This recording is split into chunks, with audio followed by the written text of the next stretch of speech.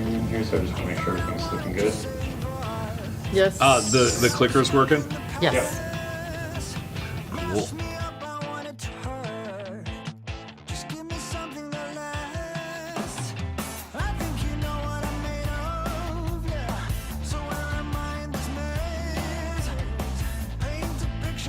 The what?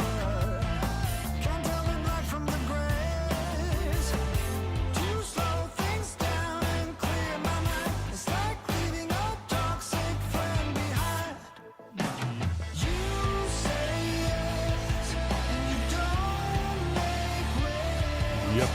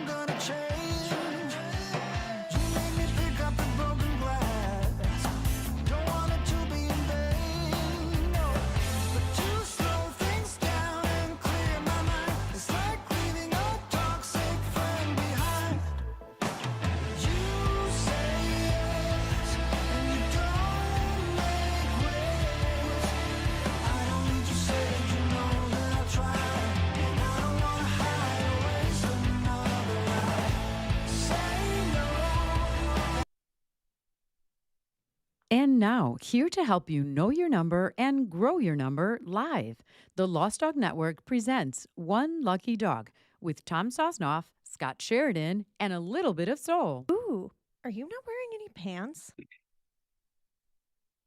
you want one? Grab you one. Hold up, Hello? we're back. Hi, Mr. Sheridan. We're back. Good morning. Happy Tuesday. Happy Tuesday. Market's Good to see you. looking good. Market's looking good. In case anybody's worried, Bitcoin's down 460, so be careful there. Oil's down 23. SPOO's up 27. Gold up 49.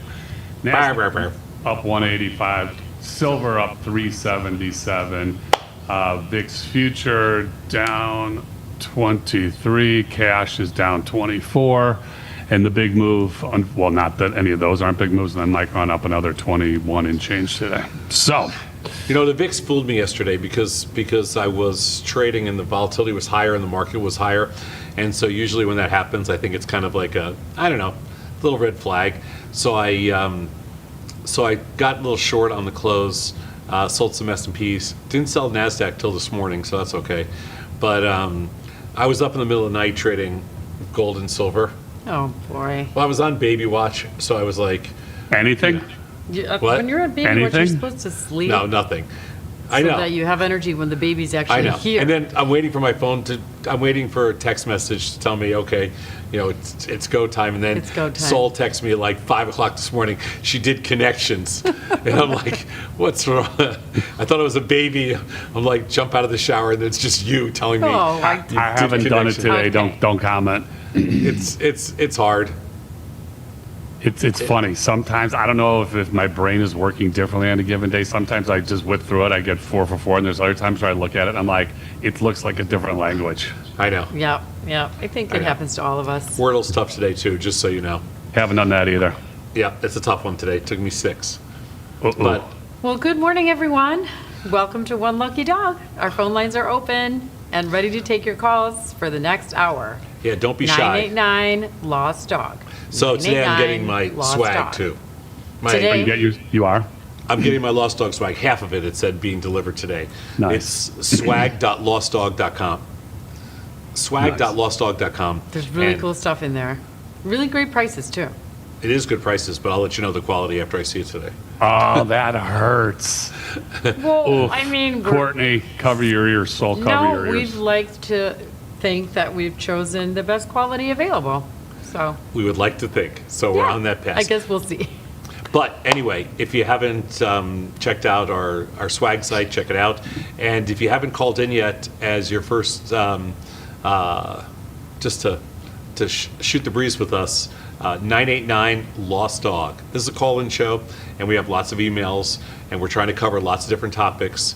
And pretty soon we're going to be telling you all about our new prediction contest and then also our amazing software launch, which is Yes, coming and up. remember our show is Monday through Thursday from 9 to 10 a.m. Central. Yeah. So 989 Lost Dog. Don't be shy. And you can send us emails too. I've been answering emails all night. So, Yes, and we have some good ones today. And we're going to go straight in to letters from the dog pound. I believe that my startup has built some amazing technology. It's time to get out and show the world this tech. But we are scared others will take our ideas, and we are afraid of large companies with lots of money taking advantage of us or trying to buy us out. Is that even a real concern? I'll go first on this one. It is, I mean, it's amazing to me how many people have this fear that A, somebody's going to steal your idea, or B, some large company is going to buy you out. First of all, nobody wants your idea. Like, I don't care who you are. I don't care what you've thought of. No, here's what I like to say. I already own every idea, and every entrepreneur, every large corporation, everything, everybody in the world of finance, they already own everything. I remember once, Scott, years ago, we had this idea for building a matching engine for over-the-counter options for like flex options, and I took the idea to the SIBO. And the SIBO was like, before you show this to us, Tom, I want to let you know, we already own it. And I'm like, I fully expected you to say that, even though you have no idea what I'm about to show you. They prefaced it by saying, we already own this idea. And I'm like, I understand that. And then throughout the years, I've done business with companies. They go, every customer is already our customer, even though none of those customers are their customers. And when I recently took a board seat at a crypto exchange, and they said to me, you know, you got to be really careful because our ideas are our ideas and you can't take them. And I go, I have to tell you this up front. I already own every idea. And they go, what does that mean? I go, you'll learn. I already own every idea, just like you're going to own every idea, just like the next person. So nobody has any idea that anybody else hasn't thought of or doesn't already own. So don't ever worry about that. Like, we have never paid one bit of attention to an idea, because nobody invests in an idea. They invest in people. Nobody cares what your idea is, and everybody's already thought of everything. And if somebody wants to buy you out, don't think that, you know, yes, big companies like to buy innovation, Right. but that's a high-class problem. Don't For worry sure. about that. Yeah. Sorry, go ahead. Yeah, I mean, I'm laughing because they built some great technology. It's time to get out and show the world. Well, how are you going to monetize it if you're not going to get it out there and show the world? I totally agree with Tom. You can't think about somebody's going to come in and say, oh, I'm going to take that idea and steal it. Is it possible? Of course it's possible, but don't let monsters under the bed stop you from moving forward. So you've got to put it out there, see what you can do. As far as if company's going to want to come in and make an offer, another story for me and Tom, very, very early on in our days of thinkorswim, one of the big players came in and said they wanted to buy us. As young entrepreneurs, not really know what we were doing, we're super flattered, going, oh, that's cool.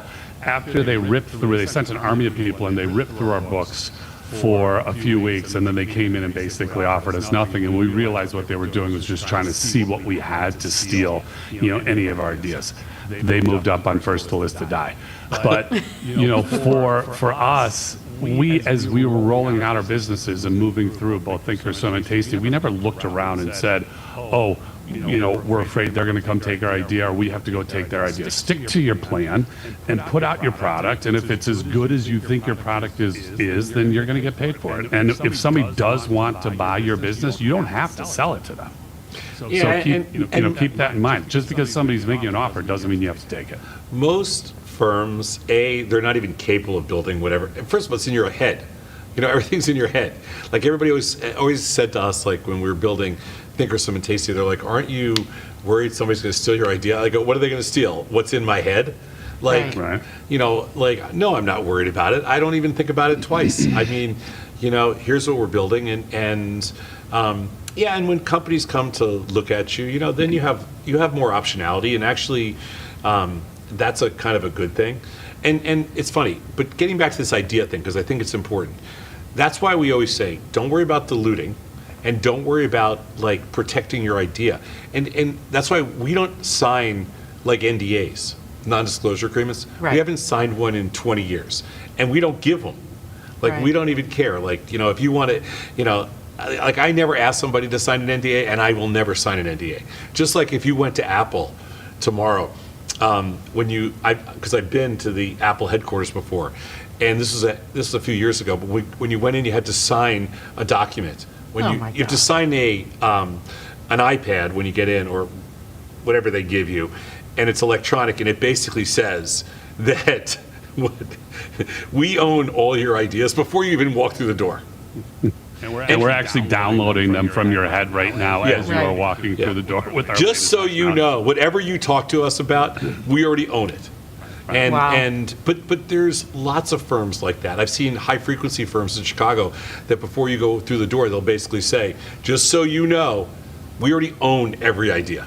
Like The only place that I like that does that, but it's not that they own the idea. If you go into, I don't know if it's all the lettuce restaurants, but a lot of them, it says that we're videoing, so you could be, in something. So if you don't want to be on camera, don't come in. Okay, fine. We had that hung up in our Tasty Studios before we launched the brokerage firm. We had signs all over the place that said, we're filming. If you're in this office, you're on air, and you've agreed to it.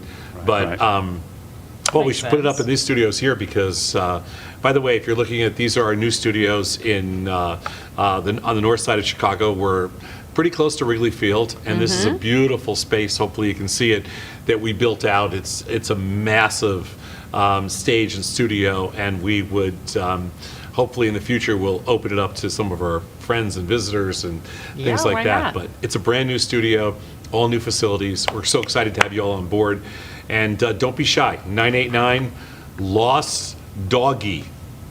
If that doesn't No. work, Lost Dog. Lost dog. Okay. We got a lot of dogs in the office today, Scott, just so you know. Yes, you're missing out. I love dogs. Although in the I'm sure office. you're Yeah, dogs in the office today. more than happy over there with your doggy. What are the best ETFs to use for BTC and ETH? What are the best ETFs to use for Bitcoin and Ether? Well, for Ether, I think there's only one, which is ETHA. Yeah, there's a couple, but that's the big one. I mean, that's the big one. That's the one. That's the one that trades. So I've traded that one a bunch. ETHA. The markets are it has high volatility. The markets are about 10 cents wide, but you can get filled like 1 or 2 cents off mid price. I do not have a position in there today, but I've had a position in there almost since that ETF opened.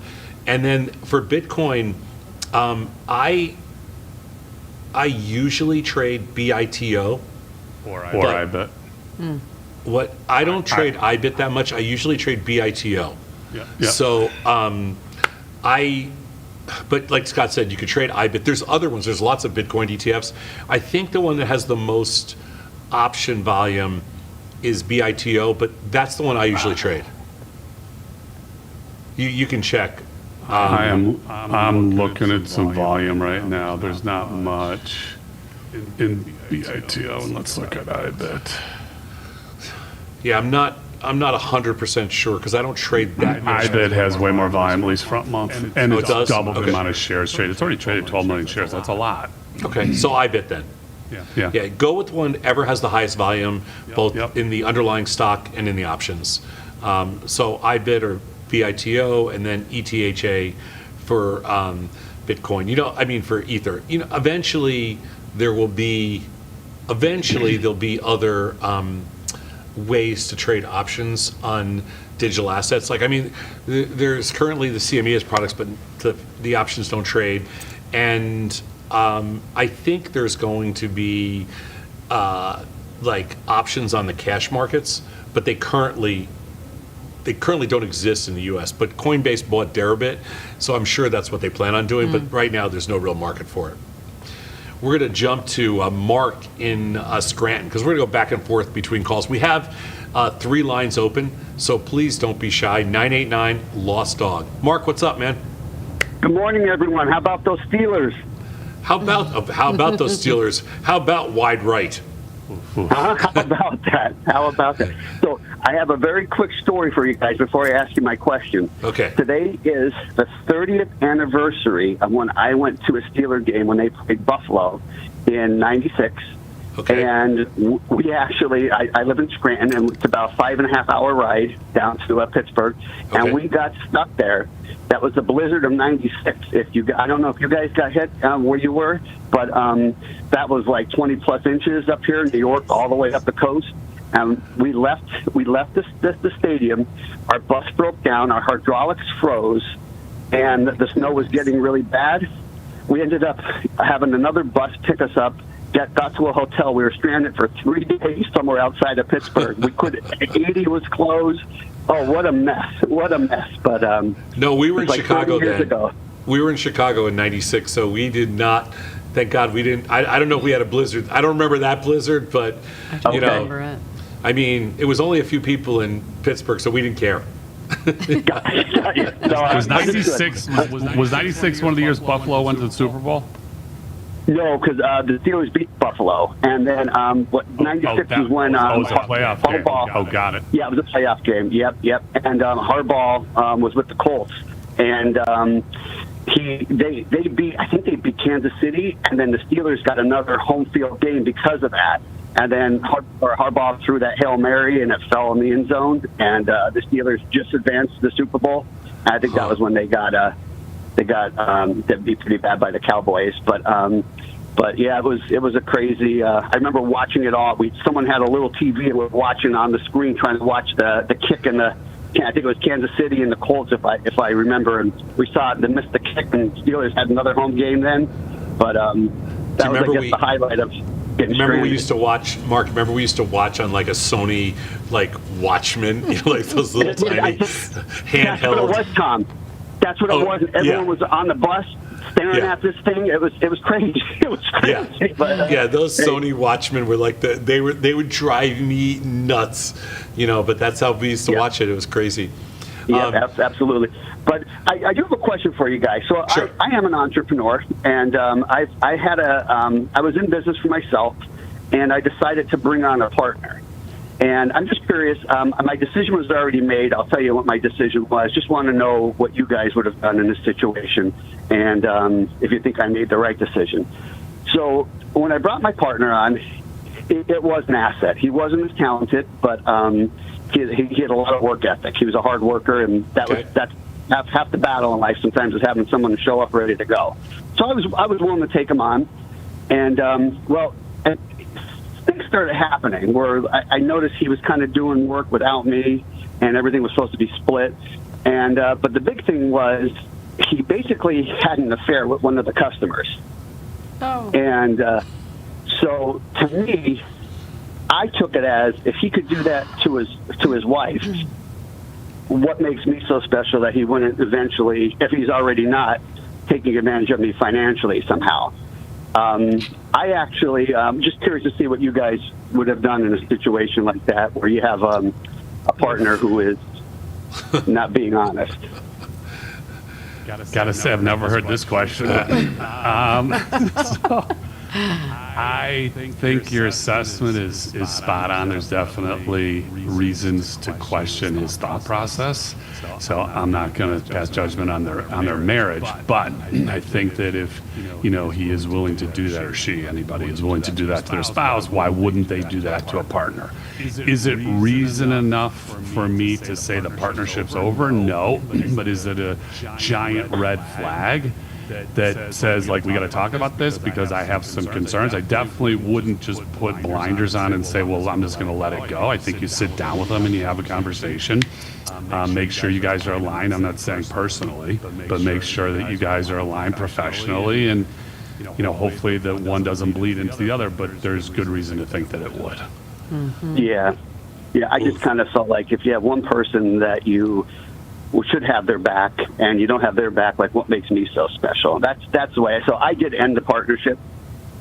I did, even if it would have been to my my financial detriment. I did decide that I will not move on. And because of was that. was there pushback? Well, I think he was very hurt, but I didn't feel comfortable. Yeah, I understand that. I mean, for me, I because I didn't know what he could have been in a terrible marriage. He could have had a crappy relationship with his wife. Yeah, that's like I wouldn't have held that against him. I mean, his personal life is his personal life. I wouldn't draw like I probably wouldn't have used that against him. But everything else, him not doing his job or him having other interests, that would have bothered me. Yeah, well, it was kind of like this where, so I was a contractor. So we would basically, we both get jobs and work on each other's jobs. Yeah. And which was fine. But when you see the trailer starting to have different debris that you didn't have like on Friday, and it hasn't on Monday, you're like, well, wait a minute, are you working on the weekend without me? So that's what I'm saying. Like, it was kind of getting to be where we weren't even 50-50 anymore. Yeah. If there's a loss of trust, you got to move on. Yeah. So that's what I did. So, all right. Well, hey, everyone, have a great day. I just want to call in. Thanks for calling. Love it. Yeah. Bye-bye. We got 3 lines open, so just fire away, and let's keep going. Let's do another letter. Yesterday, both the market and VIX were higher. Is that a tradable red flag? And does it mean anything to you? I thought it was a tradable red flag, and it obviously doesn't mean anything because it no work. It no work. I mean, when the market's up, sizable amount, and the VIX is up, to me, that's an indication that the market might not be believing the up move, especially we're at all-time highs, but clearly not working because you got the market. We actually might have hit. Let me look at this right now. We might have touched. Let's see, SPX. We're 52-week high is 45, and we traded 30, almost 32. We're $13 away. So literally $13 away. By the time we're off air, we could be. That's $13. Takes about 4 seconds. But yes, I would look at it as something. Is it a ginormous red flag saying, "Hey, come in and get short the market"? Clearly not, because that's not happening today. I was betting on that was kind of a red flag, and B, that it's early. We're only 2 days into the new year, so I was thinking, a lot of times we have these big moves early on, like we're sell off for the first 2 days and then we rally huge, or we rally for the first 2 days and then we sell off. So I was kind of hoping that was something, but it turned out it was nothing. Basically, Scott. Oh no, it was definitely something. It's an up move. Scott took me down again. Oh. Right. Scott took me down. Yeah, this one I can accept responsibility for silver for taking it down. I can't accept responsibility for anything else so far. Yeah, I thought Scott would be a good replacement for Tony. Silver. I thought Scott would be a good replacement for Tony taking me down, but now he's actually worse. Oh. Ooh, that hurts. Wow. Well, let's move on. Hurts. I have decided to pursue a startup idea that I've had for a long time. Unfortunately, though, excuse me, I am not a software developer. Do you think I would be better off hiring a small team of my own engineers, or should I outsource the development work to a third party? That's a good question. It is a good question. Yeah. And we've been down this road like a lot of different times because we've always worked with outside dev teams, consulting firms, and we've also always had our own firms, internally. And so listen, we're not software developers either, but we build software, and we've done both. I don't know that, we've had our own teams, and that's been great. We've used outside teams, and that's been great. At Lost Dog now, we have our own teams internal, and we use outside teams as well. Right. So we have a really nice mixture. And I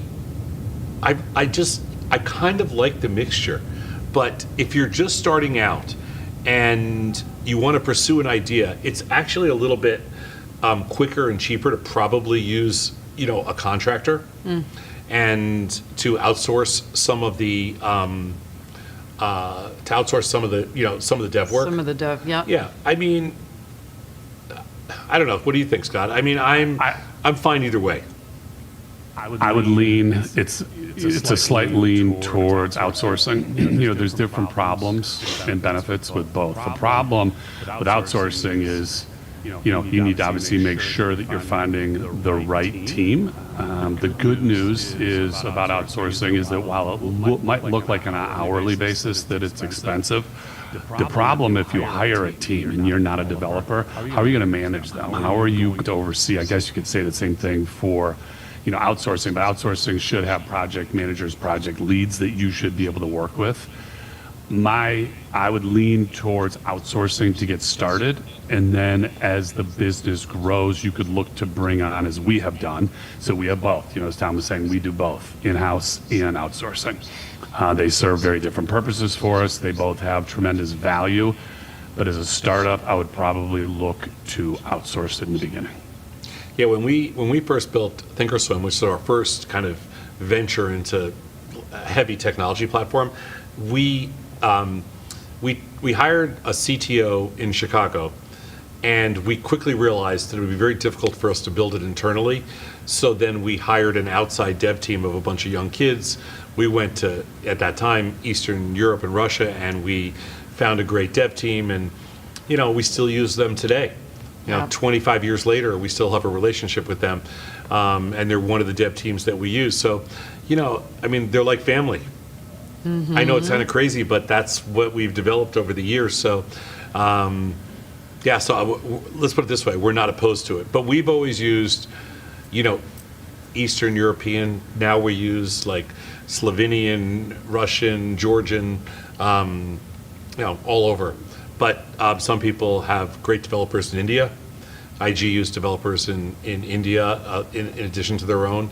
Poland. And, they're all, they're all over. A lot in Poland, Krakow. And the great thing today, versus what we had, 25 years ago, because communication is so much easier today, communicating with Zoom or Teams or Meets, whatever, it doesn't really make a difference where they are. Obviously time zone matters just from a timing perspective, but I would not worry about where they are. Just find somebody that you think can get the job done and you have confidence in their abilities. It's a little different. 25 years ago, when we first did a deal with some Russian developers, there was a little bit of cultural differences, to say the least. Yeah, I and imagine.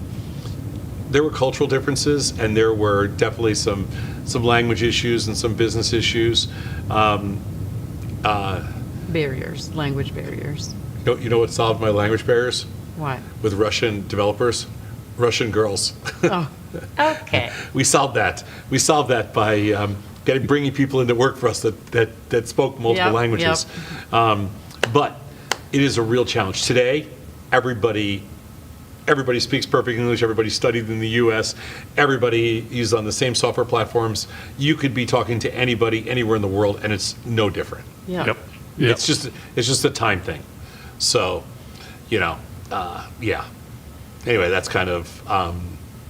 It's nice. The It's a great technologies- question, and to be fair, we've dealt with this for so long. It's almost second nature to us. Yeah. We're going to jump to Mike in Canada. Mike, what's up, man? I've got Mike, can you hear me? Sorry. Yeah. Hey, Mike. How are you? Okay. Sorry. My question is, and it's one that's I think been rehashed quite a few times, but Sure.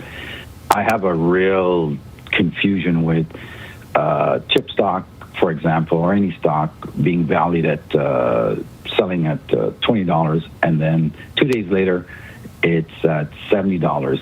Would you buy a company that whose stock price increased so dramatically? Something that makes sense to me. Would I know? Would Scott know? Would somebody else in the world that believes in trends? There obviously are people that just love that kind of momentum and they love that kind of trend. And it's not that they necessarily think that stock's worth $70 after it was worth $20 2 days earlier. What they're hoping for is that it's either some kind of a short squeeze and that there's continued momentum, or that it's kind of the greater fool theory that somebody will come in after them, and pay even a higher price. Yeah. But the answer to your question is no. I would not buy it, not in 100 years. Yeah. But Scott? No, totally agree. It's, if anything, I'd be looking somehow to get short something like that, because typically when a stock goes from 20 to 70, it's going back down to 20. Yeah, So- Mike, we consider that like some kind of a hyperbolic bubble, Yep. and I wouldn't touch that crap with your money.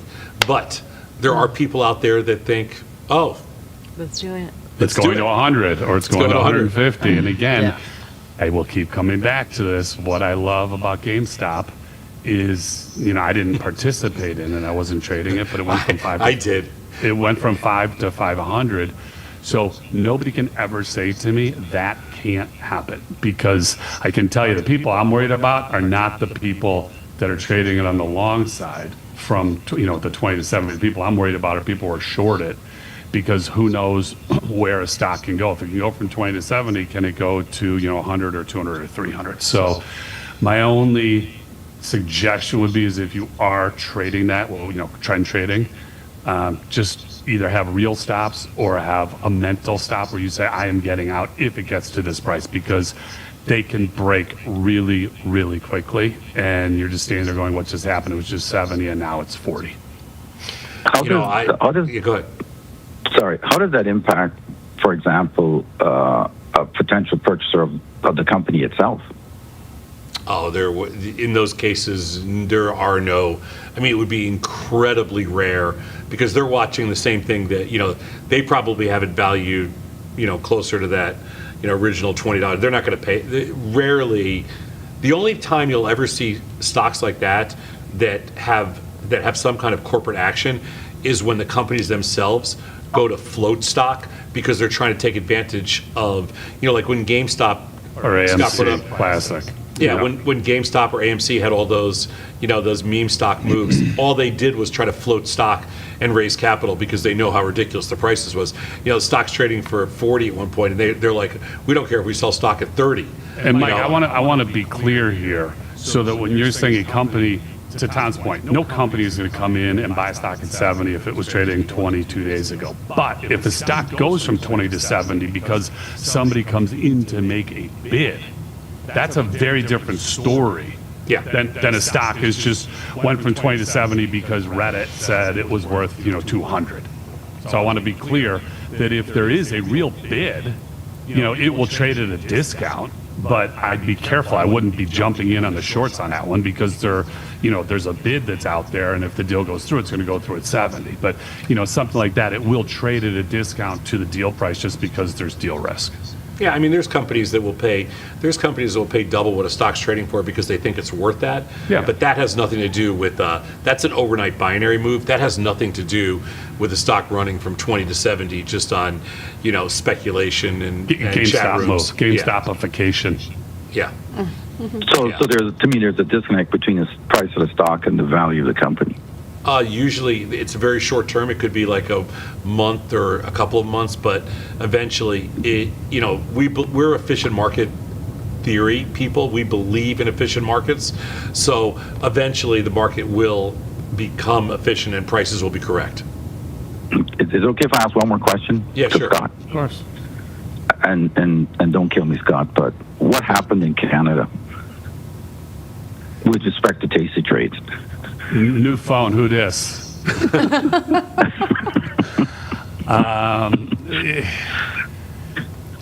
Mike, we really, really tried.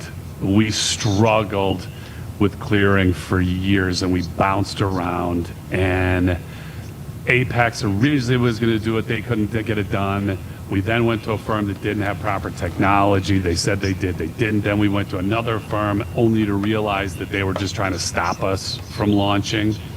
Then we went back to the original firm, not Apex, but the other one who did build up their technology. And I was really excited to go. And then the powers that be at IG decided they wanted us focusing on US only. So we had to put it on the back burner. So I would like to think that hopefully at some point in time, IG, if they want to get up there, they will. The pieces are in place for them to get there. They just decided to pull back. So. Okay, it's very depressing, but thanks for answering the question. Yeah. Thanks, Mike. Yeah, we actually got approved in Canada. We just couldn't launch. Yeah, we were approved. We were approved. So, as I said, the pieces are there. They'd have to dust a couple things off, but the pieces are there. So maybe if enough Canadians keep sending emails, please get up here, because I know what's available up there, and it would have been a really good offering. Okay, thanks very much, both of you. Thank you. There's Sol, there's a question in the dog pound. Yes. And it's a good one. Is selling 45-day to expiration iron condors once a week considered enough time diversity? Essentially, after 3 to 4 weeks, I'll have a wheel on of 3 to 4 SPX iron condors being sold. And would you consider that enough time diversity? And by the way, the dog pound is the chat room on our on our show, and there's lots of stuff going on in there. So, But we do want to hear your voice, so call us, people on the chat. Selling iron condors once a week for every, for 3 to 4 weeks, in my opinion, is definitely a form of time, is diversification of time. There's diversification of volatility, there's diversification of time, there's diversification of underlying, there's diversification of strategy, there's diversification of sector, there's lots of different things, products, all that stuff. We've talked about it for years. Diversification of time is very important. I wouldn't put it up there the same as diversification of product or strategy, but it's close. It's a close second. So yeah, you have a nice wheel of 3 to 4 SPX iron condors on, spread out over time, buys you duration. I'm totally cool with that. What do you think, Scott? I totally agree. I like it. Just stay consistent. So whatever your unit is, just keep the same unit. Don't change the unit, because that obviously will change, obviously the complexity of the trade. But I like it. Yeah. One of the things you don't want to do is to it's almost like laddering out trades. Like a lot of people, they ladder out puts, which means you can adjust by. Remember, every time you extend duration, you can get wider. So the reason that people do things like that is just because the front month might be this narrow, and then the next a week later might be this wide, and then a week after that might be this wide. So you have this kind of a much different risk profile based on duration. And people ladder puts for the same reason. You can usually go down a strike, or people ladder calls because you usually go up a strike. Do an interview with somebody that's one of our customers at Tasty? Didn't they do a strangle every 5 minutes or 10 minutes or something? Yeah, well, that's a little different. That was a 0-day strategy. Yeah, that was that? That was a rising star that I interviewed a while back, and he was very cool. And he turned being an Uber driver, because but I should preface it by saying I think he was a mechanical engineer who had just graduated, from grad school, who was part-time Uber driving when he figured out that he was a better SPX trader than he was mechanical or structural engineer. And that's awesome. He had a strategy where he was laddering out every 5 minutes. I wouldn't consider that the same thing. But no, but it was coming into my mind. This is definitely not the same thing. One, you're playing with fire. Yeah. And the other one, is using time, to your benefit. I'm not comparing them to that. Thank you for saying that. But I just remember that was a crazy story. When you told me, I was just shaking my head like, that's a crazy strategy. It is. Anyway, we've got a couple lines open. 989. We need Sol. Sol, please bring in the next caller from Philly. You I do think this, it is you do our this friend better than anybody. Cesare. There we go. Is that you, my friend Cesare? Buongiorno, Sol. I always like to hear your voice. Buongiorno. Good to Hello, hear Scott. from you. What do we got going on here?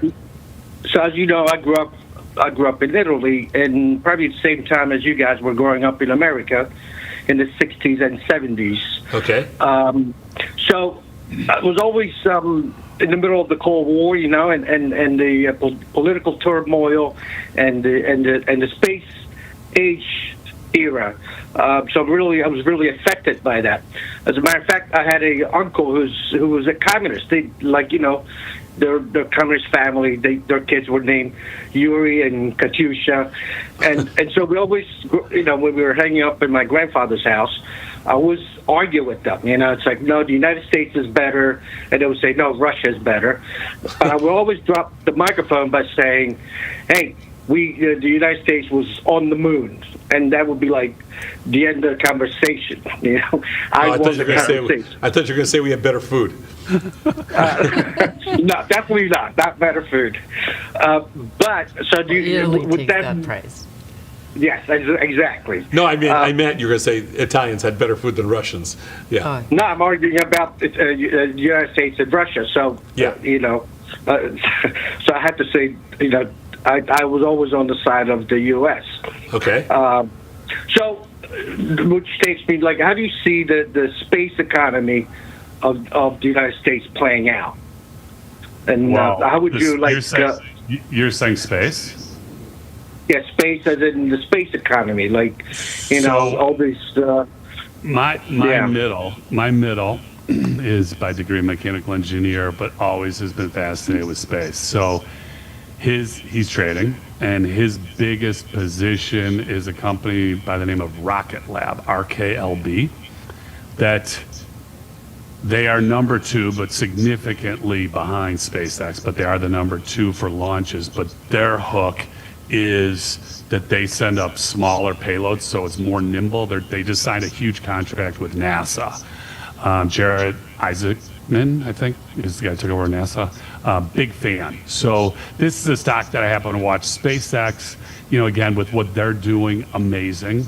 So I don't know about our lifetime if we'll see, people on Mars, but definitely I think it will happen. I don't know if it's going to be in our lifetime, but the amount of information that is going up, just think what Starlink is doing. And again, I'm not a big Elon Musk fan, but obviously a brilliant guy. And what he's doing with Starlink and the ability now, basically wherever you are in the world, if you can see the sky, you can have internet. That's life-changing. That's world-changing. We think about, for us, we're upset if we don't have a hotspot somewhere, but think about people literally in the middle of the desert that now are on the ocean, that they can now have access. And think about, I'm not a voter, but think about, I'm sure the satellite systems that people pay for were probably really expensive. Now you get Starlink for, Tom, you just bought it, what is it, $80, $90? It's about $80 a month. I haven't installed it yet, but I have the. My answer is I am hugely bullish. I'm not playing anything. Personally, I'm not playing anything, but I'm hugely bullish on what the potential is for space. I don't know how much of it we're going to see in our lifetimes. I think the question, though, was like, what's your feeling on space, us versus other places, right? Us versus Russia, us versus. Wasn't that the question? Well, no. Yeah? We lost. We lost. I think. We lost. Okay. Did we lose Cesare? All right. But all I was going to say about that. Cesare. Wait, say it's all Cesare? Cesare. Cesare. All right. There you go. You got it. Yeah, but in. Cesare, yes. Yeah, Cesare. Okay. Anyway, I thought the question was, where are we in kind of the space war type of situation versus other countries?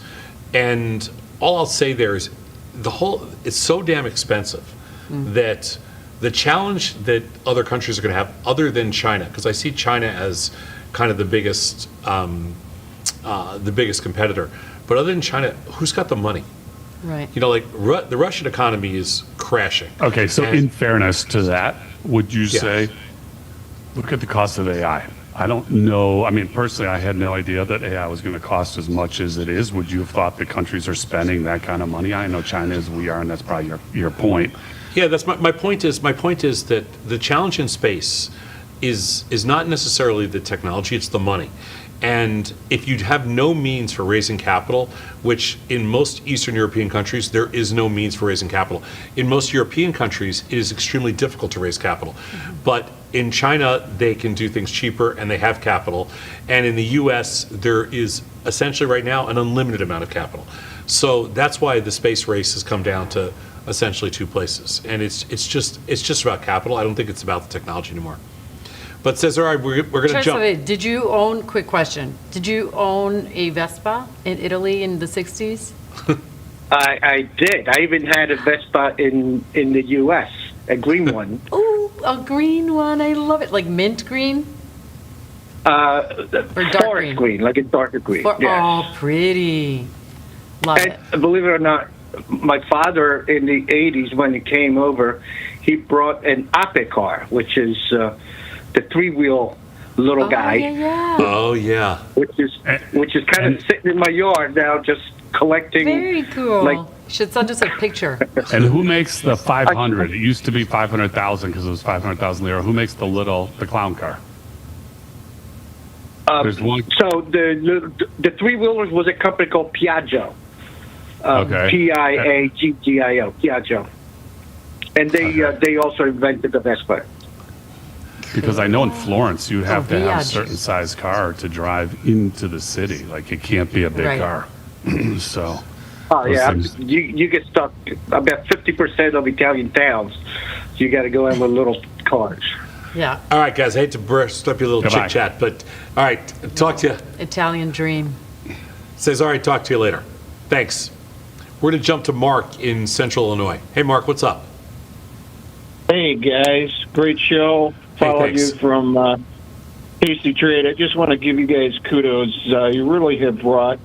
I've been trading for close to 30 years, and I think you two are the only ones that bring, what do I want to say, like an institutional type thinking to options to the retail side. So I commend both of you, and so really you. appreciate that.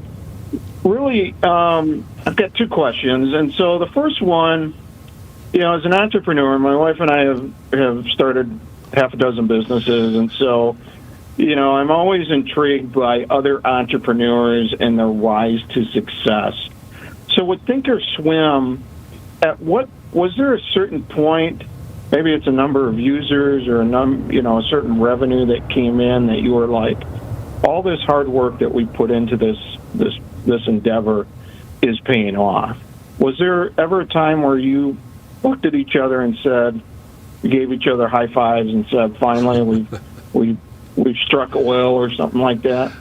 So I will start by saying, if you ever have the opportunity to high five Tom, don't, because his answer is that there is never a time to high five, ever. Like, it's just, you do, like, you've probably heard the stories about, like, congratulations, you graduated from kindergarten or from 5th grade or from 8th grade or from high school, and Tom's like, who cares? That's what you're supposed to do. I have to stop you for 1 second, Scott. I got to tell you this, Mark. I did, only because your question is, I did a podcast yesterday with a friend of mine, Adam Mesh, and the podcast is titled No High Fives. Okay, there you go. We literally had a podcast. Not know that. I know, I didn't. That's why I just interrupted Scott. We titled yesterday's talk "No High Fives," and it was a story of just how throughout my entire career, Scott's too, never once high fives. I'll high five. Tom won't. Okay, so Mark, if I see you, I'll high five. My answer, because it's a really, really good question, because when you start a business, you obviously think it's the greatest and you're going to do really well, et cetera, but you have no idea. You have no idea if the market's going to accept the concept, the product, the service, whatever it is. So when we launched, we're kind of looking at each other like, we think this is a great idea, but who knows if we're going to get market, acceptance, adoption. When you said that, my brain immediately went to the number being when we were cash flow positive, which was very shortly after our launch with thinkorswim. We were cash flow positive. I remember thinking, wow, because once you're cash flow positive, you don't have to worry that your burn is going to take you down. So for me, that was the time. I'm not saying that at that moment I said, okay, we're going to ultimately sell this business for a lot of money. I just, at that point, I felt like we had made it out of like the red risk zone where you just don't know if you're going to get out of there. And now we were in the next phase, which is like, okay, cool. We've got, positive flow, and that's a really good thing. Hey, Mark, I never, ever feel like we've made it. No matter what we're doing, if we're making $100 million a year, I still don't feel like we're going to make it. I always feel like we're one step away from, I thought I heard some billionaire talk about this. I don't remember if it was Bezos or somebody else saying, you know what, there's a time in the near future where we're going to be out of business. Everything there are, I think anytime you take anything for granted, it's very dangerous. So there's never a time when I'm comfortable. I remember trading in the pits and back in the 80s, and we had the crash in 87, and we all looked at each other like, we're out of business. Like, you know, and then we had some other event happen in the 90s. We're like, we're out of business. You know, then when we built thinkorswim, there'd be some bad day. We're like, you know, we had to eat $1 million loss or something. We're like, we're out of business. You know, and same thing at Tasty. We're like, oh my God, you know, the whole business is drying up. So I've been very careful throughout the years, never ever to think that we've made it. Yeah, well, I mean, as I said, I didn't think that he's kind once of we the were careful extreme. positive You that are. we had, Yeah. you know, gone as far as we could go. And you always have to be thinking that somebody's on your tail. You know, I know from a psychological standpoint, to Tom's point, people who were a product of the Depression, it doesn't make a difference how much money they have. It's very common for them to think that they're worried, they're not sure where their next meal is going to come from. So Right. it's not rational if you clearly have enough money that you know you're going to eat. But if you grew up in a period where you didn't know where your next meal was going to come from, you know, that typically will stay with you, and it's referred to being the wolf at, you know, at your door, like something's always going to go horribly Just wrong. remember, Mark, no high fives, and you're supposed to graduate kindergarten. and no celebrating birthdays, because you're supposed to do that too. And nobody gets a participation trophy, right? No, That's right. No that's chance. a huge no. Okay. No. Quick question. I'll try to make this. I know time's starting to wrap up a little bit. Yeah. You know, my wife, like I said, my wife and I have done half a dozen businesses, and in the beginning, we fought like cats and dogs to almost to the point of divorce, and then we just came to an understanding. And with That you she and was Scott right, and being you just both- moved on. That's right. That's right. A happy wife is a happy That's life. the understanding. But, Okay, honey, you're right. Okay, let's move on. Yep. So, you know, with both of you guys working in the pits, that's an alpha personality. And so when my dad was living, you know, when we talked about forming a partnership and stuff like that, he's like, I don't know one partnership that has ever worked out. And you guys are more than just a one-hit wonder. You guys are a very successful duo. And I'm just curious, what would you say is your, I guess, the secret sauce or the recipe for success is for the longevity? I mean, maybe you guys fight like cats and dogs behind the scenes. You just don't let anybody know. No, we really don't. We don't, and we don't. I mean, I'll jump in here and say I've said this before. It's knowing what our strengths are, and then I think just having a tremendous amount of respect for each other. So we know what we're supposed to do. We come together when we need to, but our skill sets are very, very different. So Tom does his thing, I do my thing. I trust he's doing it. He trusts that I'm doing it. So it's really a respect and then a trust. And then we talked about that earlier. If you lose trust in somebody, it's a huge problem. It's really hard to get that back. So we have literally had 2 or 3 serious arguments in almost 40 years, which is amazing.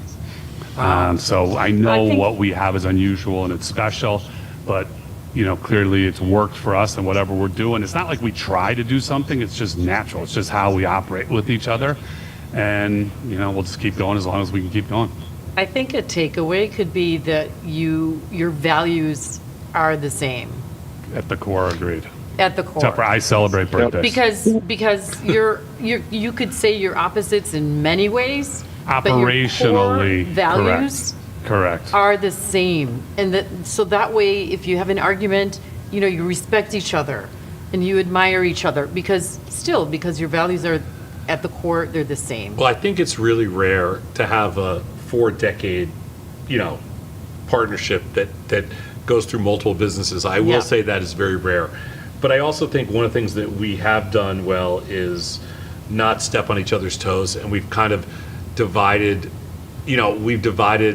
up to our own strengths. So I've done what I'm strong at, Scott's done what he's strong at, and when we fight, we try not to fight in front of the children. And the great line is, mommy and daddy are just having a discussion. They're not fighting. They're just having a discussion. So good questions, Mark. Thank you. Yep. Yeah. Thanks, Mark. All right, good point. And then is Is it Sol? Is that your? I'm sorry. What's the name of the female? Sol. Yes. Sol. Yeah, SOL. SOL, like Yeah. the sun in Spanish.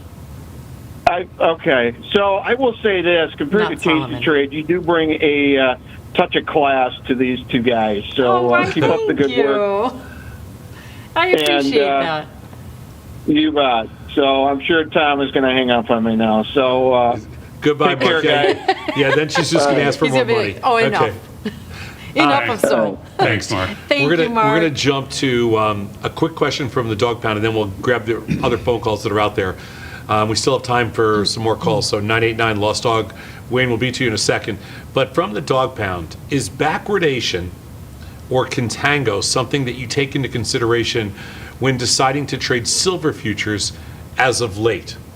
And I can answer this question and tell you, So much no, silver talk. backwardation or contango do not play any role at all when it comes to deciding whether or not we're going to get long or short a commodity.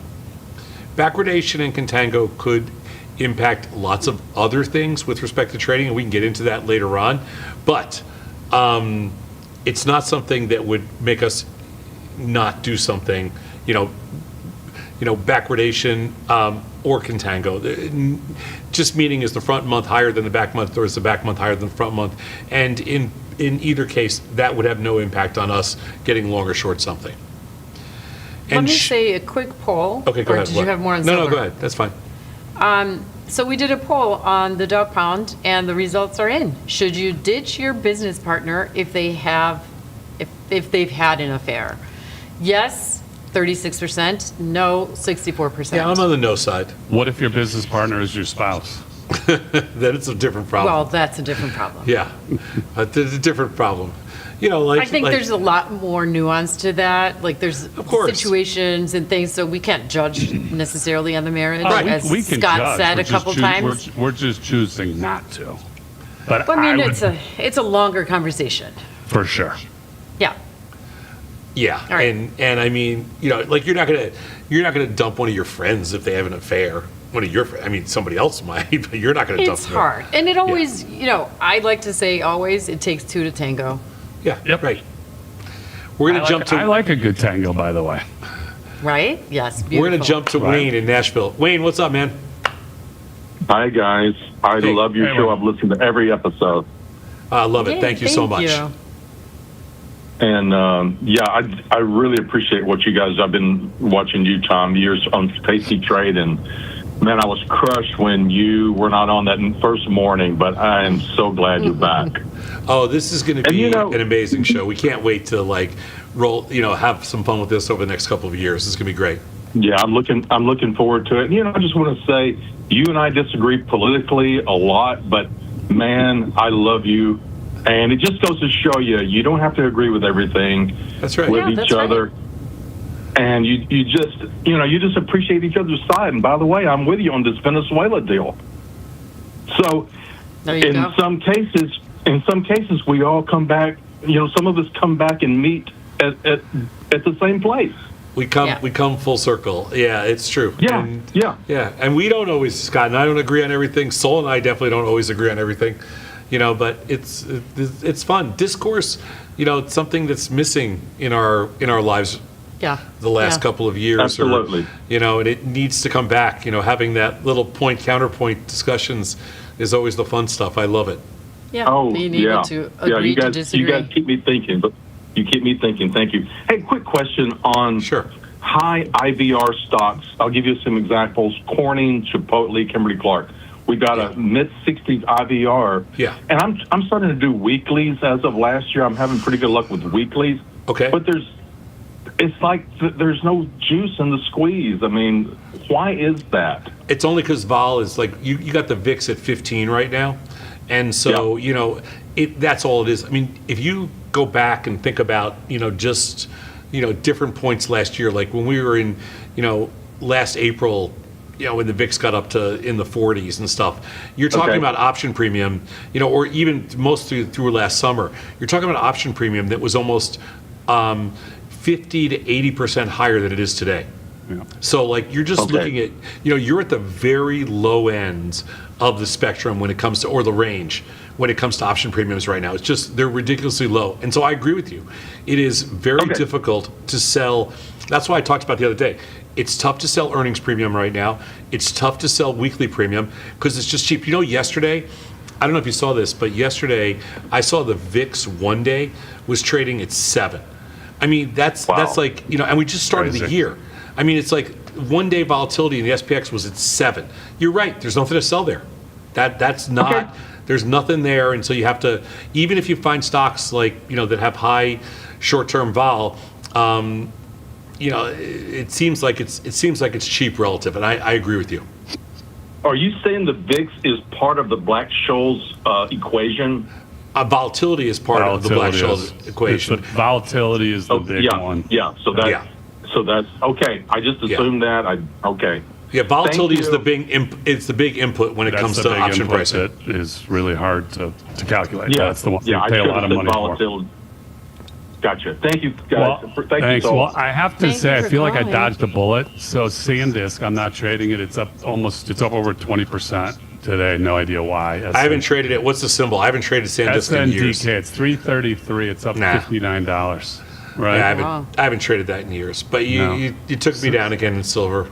Yeah, thank God. Appreciate it. You got to keep saying that. Bitcoin down 640. Not big a move since we started.